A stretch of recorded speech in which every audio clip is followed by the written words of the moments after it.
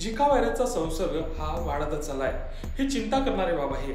आतापर्यंत राज्यात 140 झिकाचे रुग्ण आढळलेत, त्यातील 109 रुग्ण हे पुण्यातील आहेत। यातील निम्म्या गर्भवती महिला आहेत। झिकाचा प्रसार एडिस इजिप्ती या डासामुळे होत असल्याने कीटकनाशक फवारणी करण्यात येत आहे।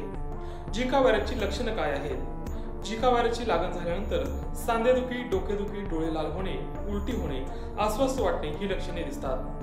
मात्र ही लक्षणे झिका व्हायरसची लागण झालेल्या 5 पैकी एका व्यक्तीमध्ये दिसतात। काही लक्षणांमध्ये डोकेदुखी, ताप, शरीरावर लाल रंगाचे चट्टे दिसणे हा त्रासही रुग्णांना जाणवतो। गर्भवती महिलांसाठी झिका व्हायरस धोकादायक आहे का? तर झिका व्हायरसची लागण झालेल्या गर्भवती महिलांना गर्भातील बालकाला मायक्रोसेफेली आणि मेंदूशी संबंधित आजार होऊ शकतो। झिका व्हायरसची लक्षणे जाणवत असतील तर शरीर संबंध टाळावेत, कारण दोघांपैकी एकाच्या रक्तात झिका व्हायरसचा विषाणू असेल तर अशा व्यक्तीसोबत संबंध ठेवला झिकाची लागण होऊ शकते। तसंच झिका व्हायरसची लागण झालेल्या व्यक्तीसोबत शारीरिक संबंध ठेवून महिला गर्भवती राहिल्यास बाळालाही याची लागण होऊ शकते। झिका व्हायरस होऊ नये यासाठी काय काळजी घ्यायची? तर घरात डास होऊ नयेत यासाठी काळजी घ्यायची आहे। घरात स्वच्छता ठेवा, घराच्या खिडक्यांना आणि दरवाजांना जाळी लावा।